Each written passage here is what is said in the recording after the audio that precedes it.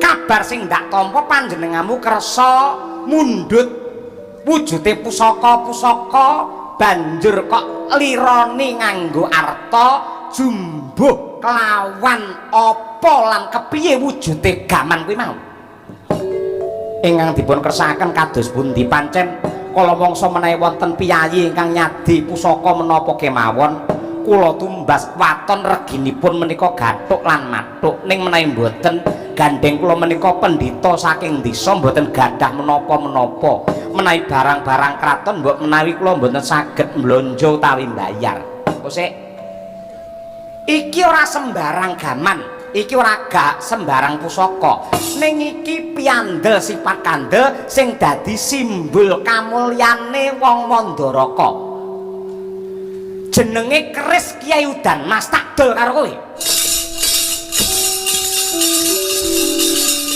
pusaka menapa menika menika barang enggal nembe kemawon kula pikantuk naminipun keris dapur Tilam Sari bedoripun udan mas kangge ingkang pitaya ingkang percaya lho keris dapur Tilam Sari niku sinten kemawon ingkang gaduh lan kagungan gesangipun badhe tentrem kebak kamulyan upami bebojoan bakal urip atut runtut bagya mulya dene pamor udan mas wujud tetesing banyu kencana ingkang kempal limo-limo tiyang ingkang gadah keris udan mas badhe agung wibawanipun murah rezekinipun upami dodolan menapa kemawon nggih laris lan pajeng nyambut damel menapa kemawon sarwa untung lan kebak kabagyan niki keris Kyai Udan Mas pusaka pundi menika menika pusaka Mandaraka abang muaran dena becik besok mendemo baris prayitno Iwa saranta wonging Dwarawati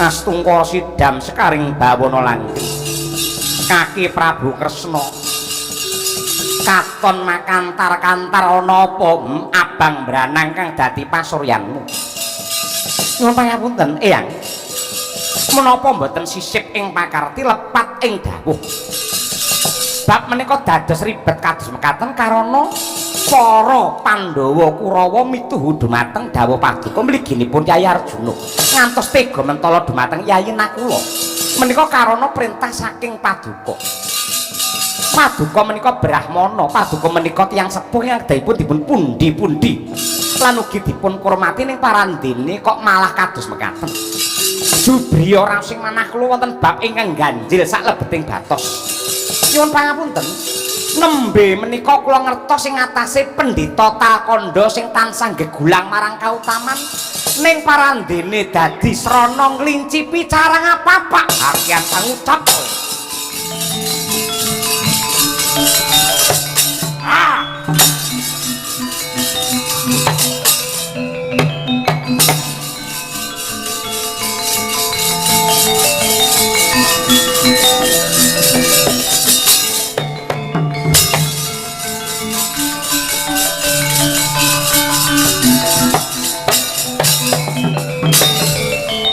bareng aku cedhak karo panjenengane aku bisa anggerba lan anerka sapa ta piyayi iki yen aku nutukake ngladeni karo panjenengane anggene Bandayuda tan wurunga malah kewirangan yen ora musuhke iki ora bakal rampung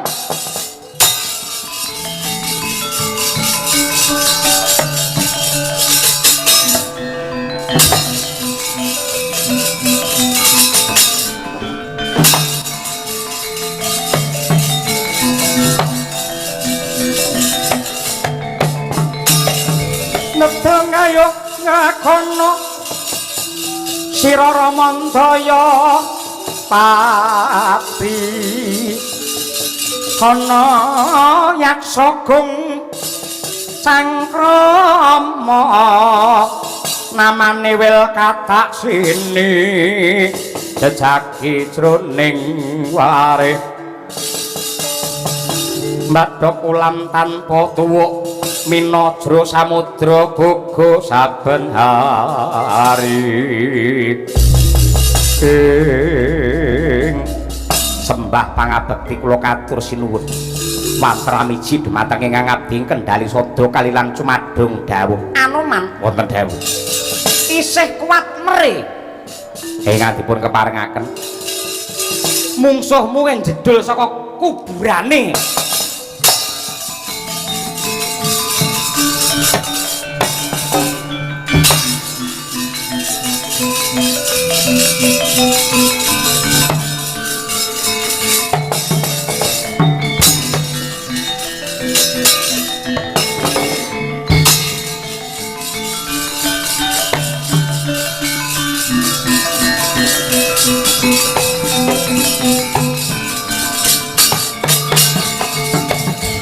Anoman lalatan kang dadi netramu semune arep nyepelekke karo pendhita kendali sada karepmu piye sedenge Ratu Ndarawati wae mundur yen dapurmu sepira banggane ayo salin ora salin pura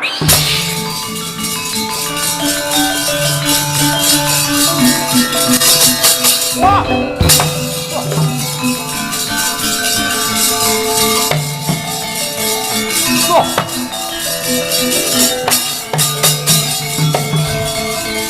Ketek putih kempong pira jambul wanra mudar-mudar Anoman biyen aku ora bakal mati mergo kewajibanku njaga kowe supaya ora metu saka kuburanmu basa muka wong nista wis abadan sukma parandene ngumbar karo maksiat manten aku mbudidaya patine Nakula Sedewa yen Nakula Sedewa mati Pandhawa golek bela Janaka Mudar Janaka Mudar Sembadra dadi randha mongko kae Titis Widawati minggat gelem mulih kawanana Sembadra yo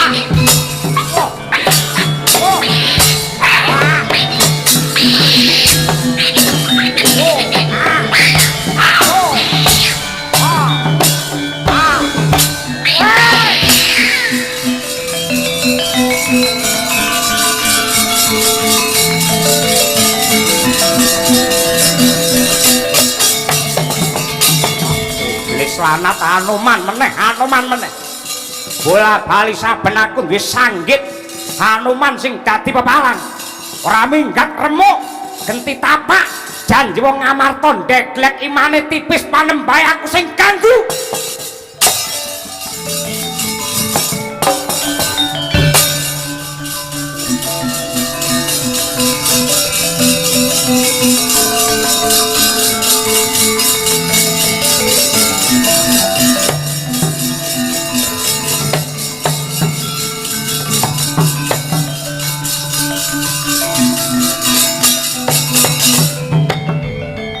si pangongno rang lakewa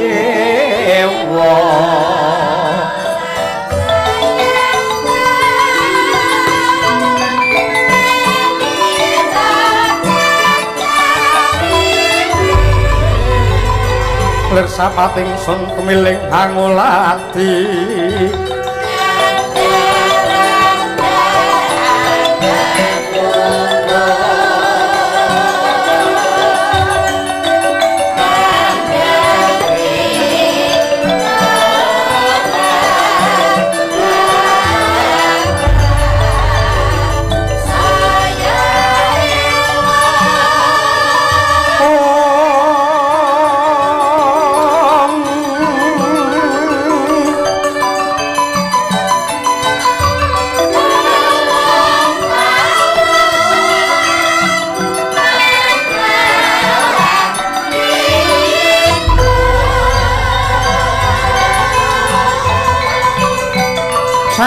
riang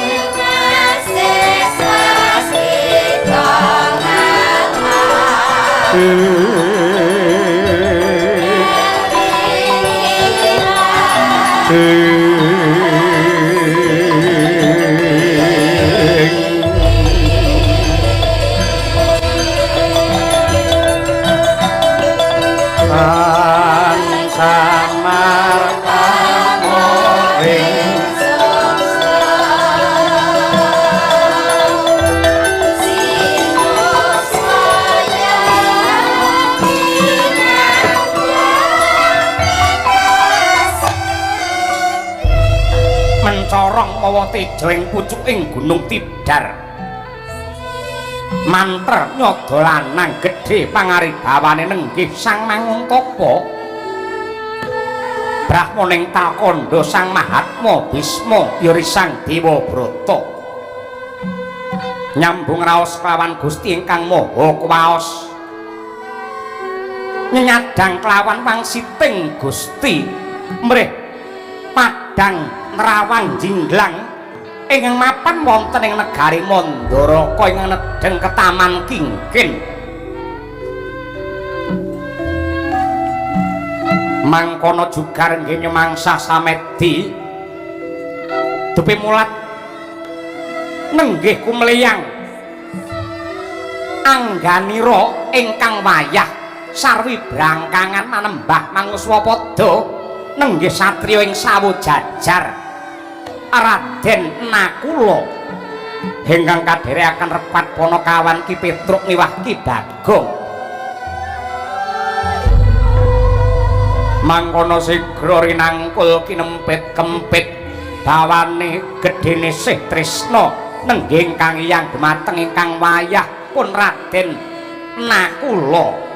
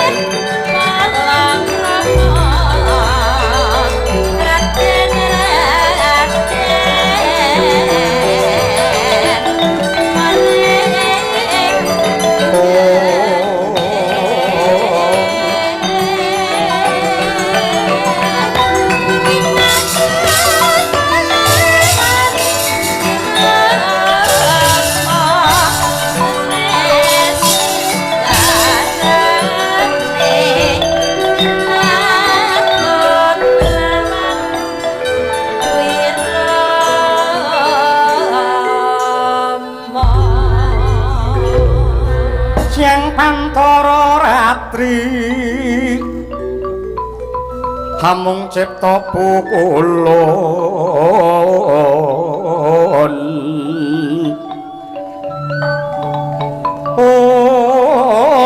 tanoyan kaeksi mila katur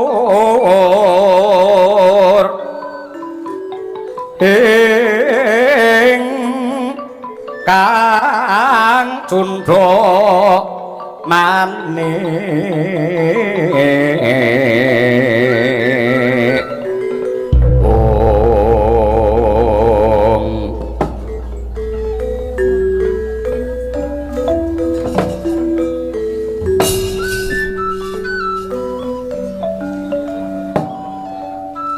prasasat rageng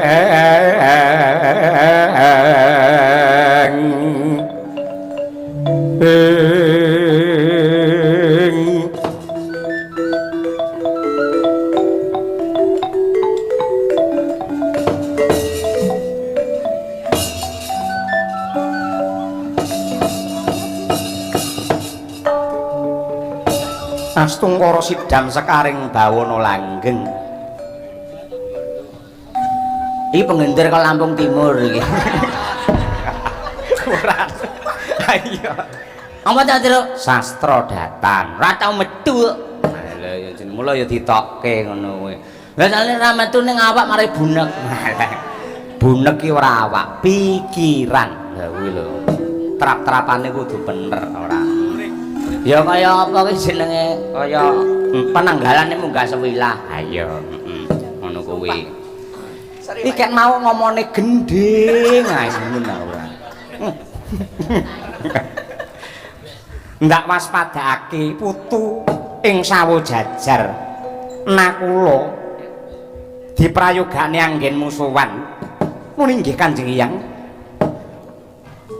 babar pisan kula rumaos bingung sak lebeting manah paduka ingkang paring dawuh dumateng Kakang Arjuna supados miloro dumateng kula karena kula kadhakwa nyidra wontenipun udan mas. Lah kok sampunipun kula ngambah wonten ing Gunung Tidar jeng andika malah teteh Ki Brata wonten ing mriki. Urhanana ya kuluk nakula yektine sajroning Mandaraka ketaman prihatin gandeng Bisma ki jenejer dadi wong tuwa ora bakal negakake lakone anak putu ingkang kebak panandang kaya mangkono.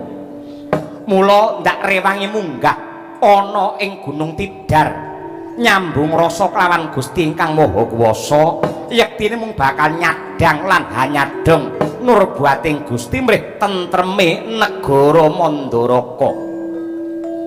Lan yektine jumbuh kelawan aturmu lamun to puneyang banget anggene angrasa lamun to nakula ki bocah sing bener-bener prasaja lan jujur mokal lan ora tinemu nalar wani lan cumantaka nyidra pusaka ana ing Mandaraka. Nanging ngertenana ya ngkir nakula menungsa urip kuwi saya kandel panembahe lan saya becik tumindake malah saya gedhe cobane. Nanging pacoban kuwi yektine dadi rabuke iman kanggo njembarake rasa sabar lan uga kanggo ngandelake rasa ikhlas. Kejaba saka kuwi menungsa iku ora bisa uwal saka tembung diuja lan diuji. Wong diuja mesti bakal diuji lan wong diuji ya bakal diuja. Mula antarane rong perkara mau ora bisa dipisahake. Wong sing sugih kae ujiane mesti serakah, wong pangkat kae ujiane murka, wong pinter kuwi ujiane dadi wong sing sesongaran, ewadene wong sing sregep manembah lan ngibadah ujiane dadi wong semuci suci senengane ngina karo pepadaning urip.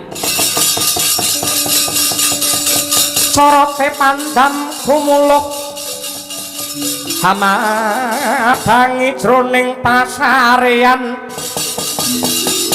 nani wadana ramo-ramo kalingan ngangrangan sang piah manah kung tumungkem guling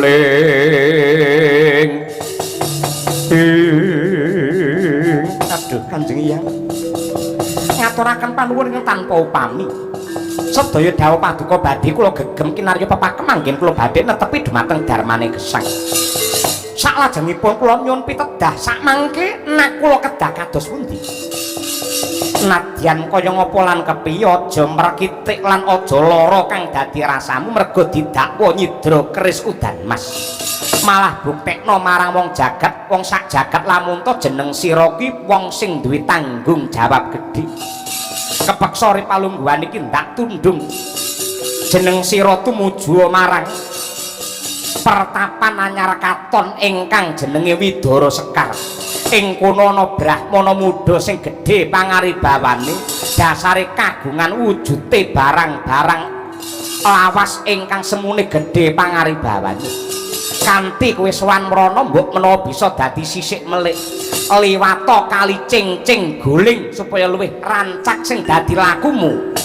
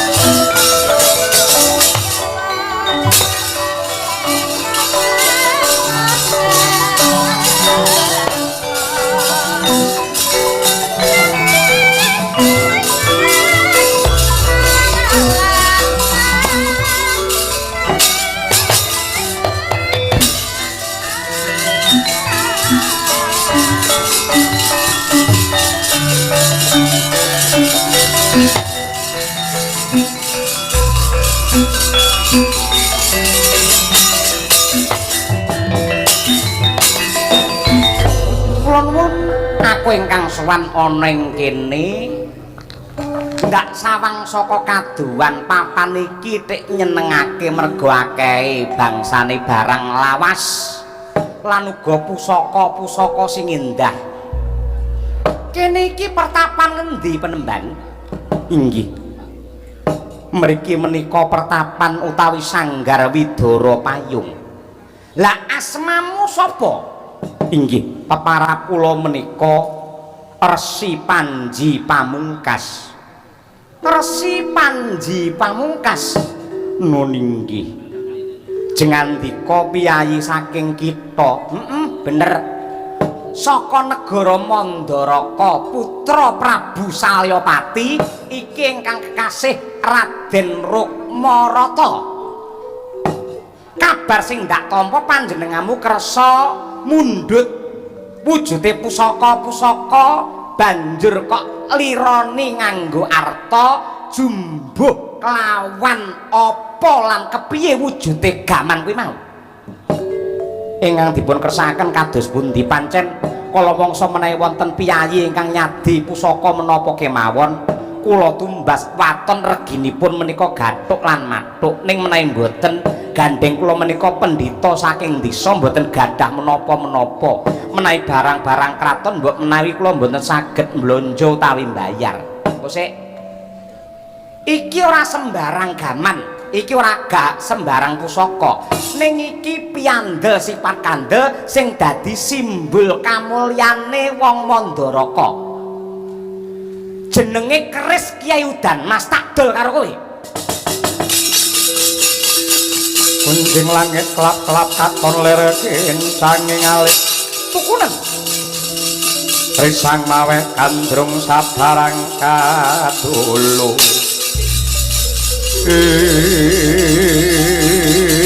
Ayo pundutan. Papan iki malah saya rame, saya rejo lan saya laris piyai sing padha mundhut barang-barangmu lamun to kenggonan Kyai Udan Mas.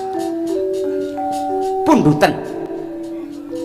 Lah nuwun sewu, menika lak pusaka kraton. Iya. Kok disadi? Lho, wong kraton iki ora duwe dhuwit ya adol-adol barang ini iki lho. Lah mangke upami ngantos ingkang Rama madosi ora peduli aku. Kok ngantos dipun sadi menika kangge mbangun kraton ora, tak nggih siji mendem loro golek wedok. Tukunen. Gek reginipun pinten? Ora perlu larang-larang. 500 yuta tak culke.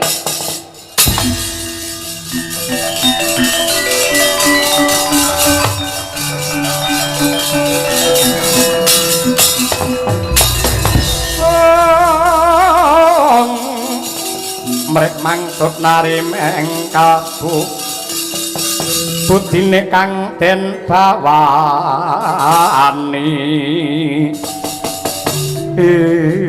Ayo 500 yuta. Aduh. Nyuwun pangapunten. Sak wontenipun barang-barang ingkang mapan wonten ing sanggar kula menika dipun sadi mboten saged kangge mundhut pusaka ingkang semanten awisipun. Wis to tukunen. Ngenyang ya kena. Mboten gadah arta menika nembe sepen mboten wonten pembeli. Tegesipun mboten wonten tiyang ingkang mundhut ngoten. Wis to, pira wanimu pira? Mboten gadah. Wis to muni acul ngono.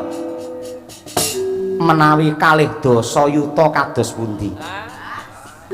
Waduh, men kaya kene Jakarta wae. Mboten napa-napa waton mboten mampir masakan Padang. Lho, ora ngono. Hubungane njur apa, Rok? Wis tak donke 400 ya. Mboten gadah. Wis merem dipet 300. Mboten estu gadah kula nggih namung kalih dasa. Bar niku kula mangke saged maam napa mboten ngertos. Wis 200. Nah, lho kok ngaten to. 150 piye? Mboten estu pun di asta kundur kemawon. Kowe munggah to? Aku wis medun terus parandene ora gelem munggah lho. 100 ya? mboten munggah menawi pareng selangkung kemawon tak culke nah ra ngaten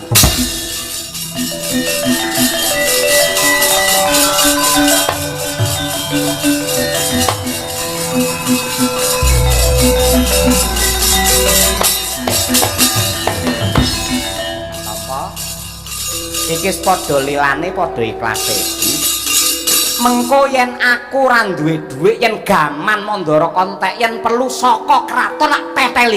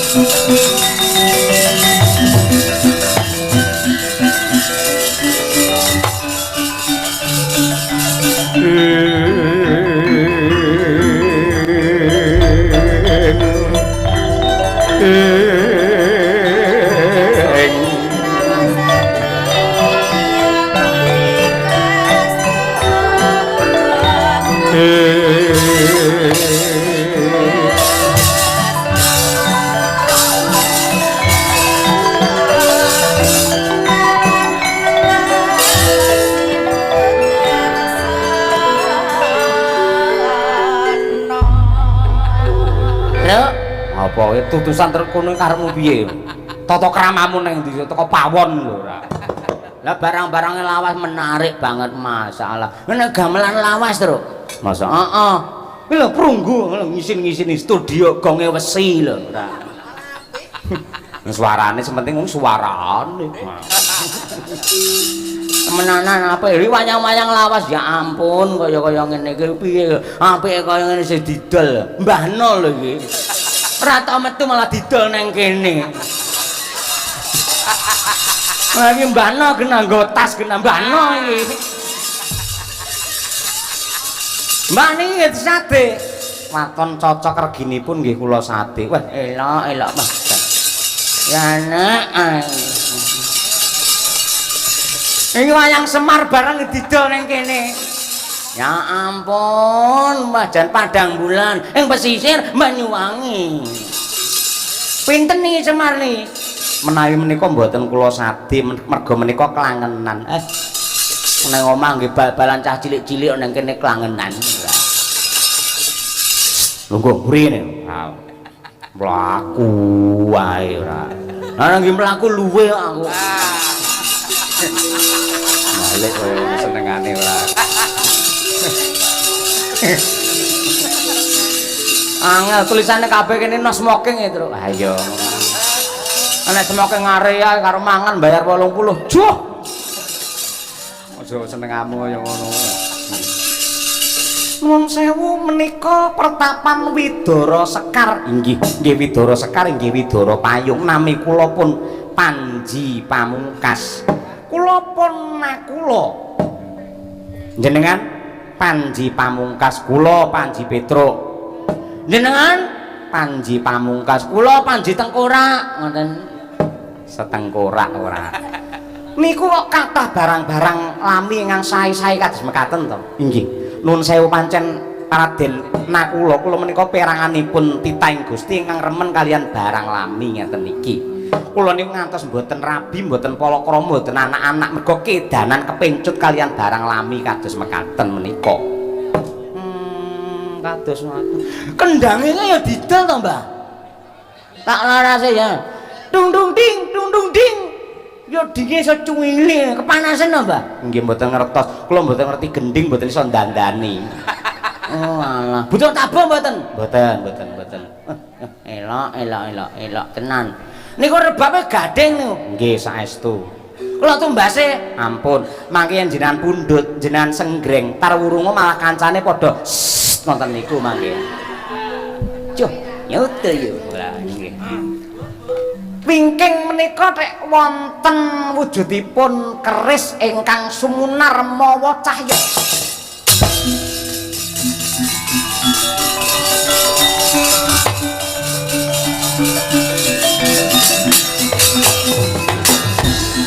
Kula pengen ningali napa pareng. Kula tak nyaket mriku. Sampun, lenggah kemawon. Kula pendhetaken rumiyin nuwun sewu. Niki ngang dikersakaken. Nggih.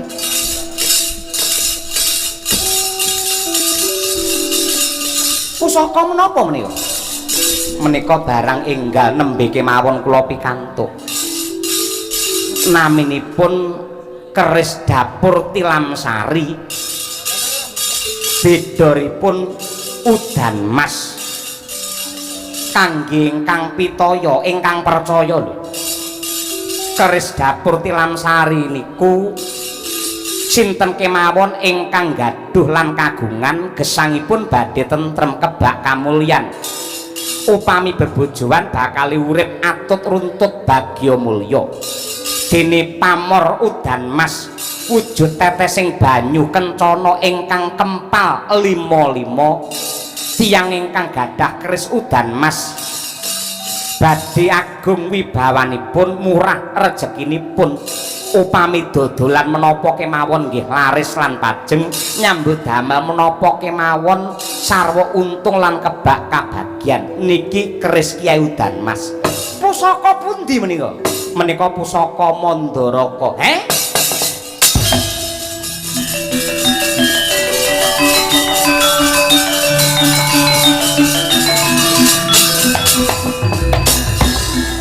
Jenengan cidra, jenengan colong mboten.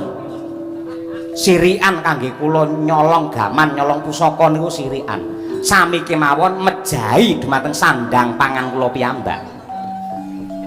Kok saged dumugi mriki? Wonten ingkang nyadi. Lho, sinten? Putra saking Prabu Salyapati ingkang kekasih Raden Rukmarata. Lho, Kakang Rukmarata ingkang nyadi. Nggih. Disade pinten? Menawi nawakaken kula wawah mboten sadipun rembak ah. Ning menika nuwun sewu mboten kula sadi badhe kula damel piyambak kemawon. Mangkiriyen to, mangkiriyen. Upami kula tumbas ngersakaken pinten yuta, pinten miliar, pinten triliun. Mboten kula sadi kris menika mboten kula sadi. Menika kangge nyiseni wonten ing griya kula menika. Mboten perkara isine, lah perkara napanipun. Iki pakelingane to sitok iki ngumun aku ora. Tetep kula tumbas, mahare pinten? Mboten kula sadi. Kula tumbas nggih? Mboten kula sadi. Kula tumbas mawi arta pareng napa mboten? Mboten saged. Nek mboten napa kula tumbas mawi tosing balung uleting kulit.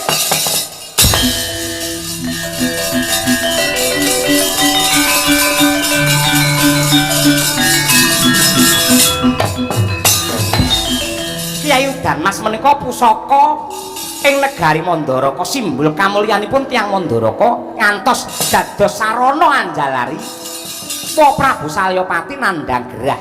Mila kedah sakmangke kula boyong dhateng kraton mboten saged. Menawi mboten pareng tegesipun jenengan menika pendhita ning tega mentala karo panandhange wong liya. Borong anggenipun badhe mastani. Kula rudha paripeksa, kula wani kalih panjenengan. Monggo sinten sing layang nyawane dina samangke.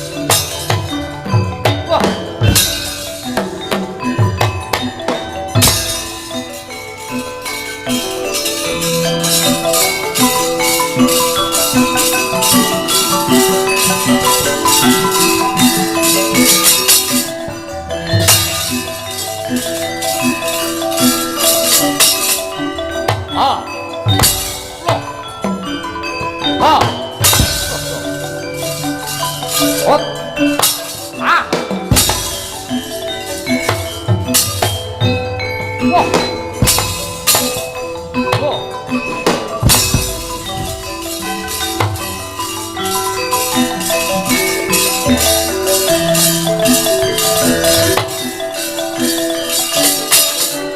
Ah.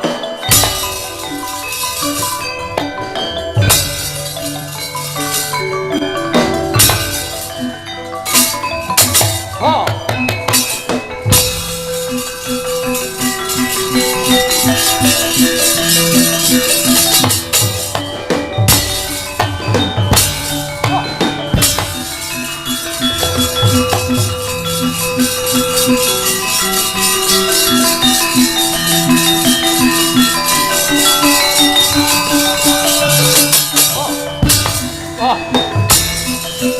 Putu.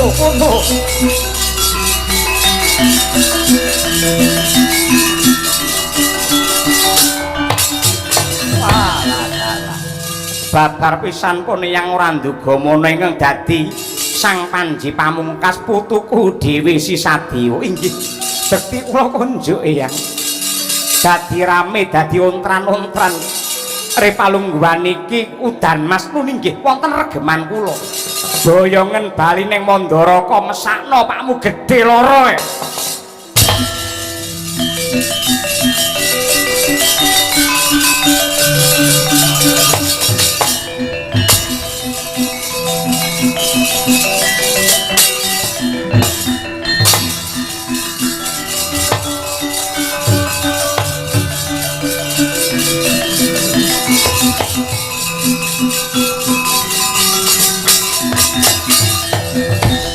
wong bagus wae pijer mawon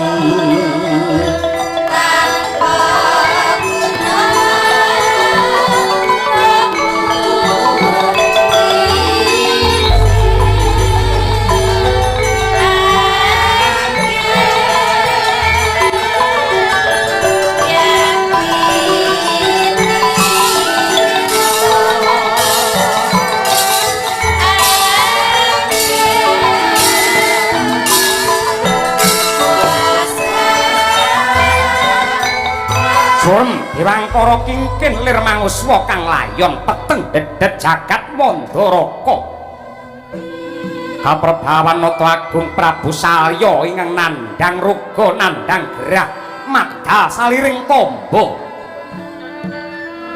hamung bisa nangis sesenggukan mili kang luh sasat tangkis dadal nengging kang garwa Dewi Pujawati printen dalu tansah sumanding hangelus dumateng pepadanipun ingkang raka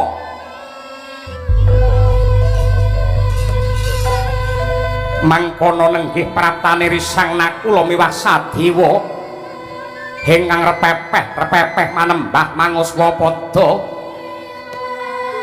pangrasa kaya dewane kamulyan ingkang yekti weh tamba rasa ingkang dadi srana santosa jiwa raga mring Sang Nata Prabu Salya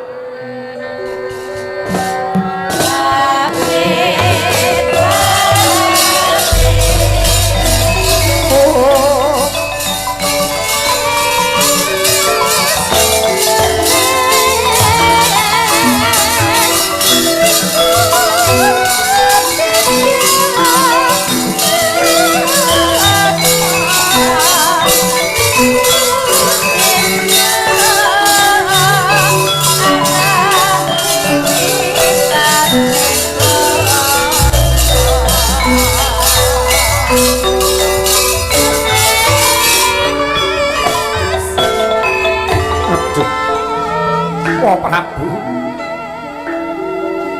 kula ingkang putra nenggih pun Sadewa sarta Kakang Mas Nakula ingkang sowan wonten ing Mandaraka kula suwun kanthi sanget kula aturi ngrajut dumateng sungkawaning penggalih awit daya pangestu paduka ingkang dados gaman landhep satemah kula saged mbeta wangsul wontenipun keris Kyai Udanmas ingkang dipun sade kalian Kakang Rukmarata, monggo kula aturi nampi. Oh. Ah.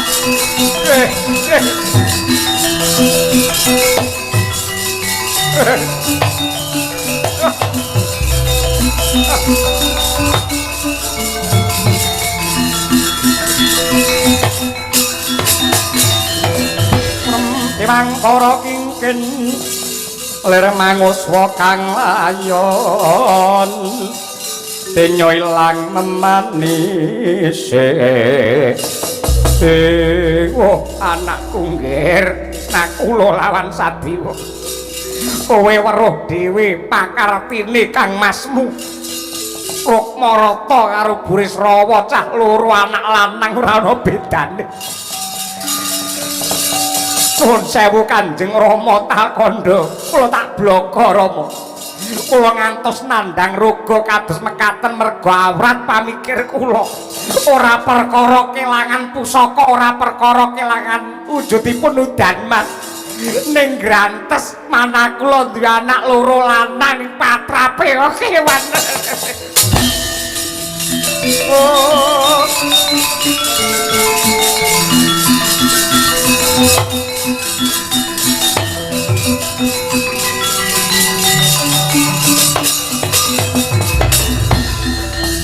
Wong urip ki mung sadrema netepi kodrate Gusti ya nggir Prabu Salya. Aja nelongso hanutuh diri. Yektine sing jenenge wong tuwa waton telung perkara wis ditindakake gugur kewajibane wong tuwa. Ingkang sepisan ya kuwi nyuntuni angka 2 ngandhani, ingkang angka 3 ndungani. Nyuntuni marang pakarti sing becik nyatane ya wis ndok tindakake. Ngandhani mesti wis tutur karo putramu loro. Ndongani ya mesti kok dongake ing saben dina. Yen 3 perkara wis ndok tindakake, yektine wis rampung kewajibanmu dadi wong tuwa. Muga-muga baline Kyai Udanmas. Udan simbole penguripan, mas tegese wujude kamulyan. Dadi asrana kamulyan ora mung ingkang mapan ana ing Mandaraka, antrambai kamulyane kabeh para warga ing grobokan kene ya nggih.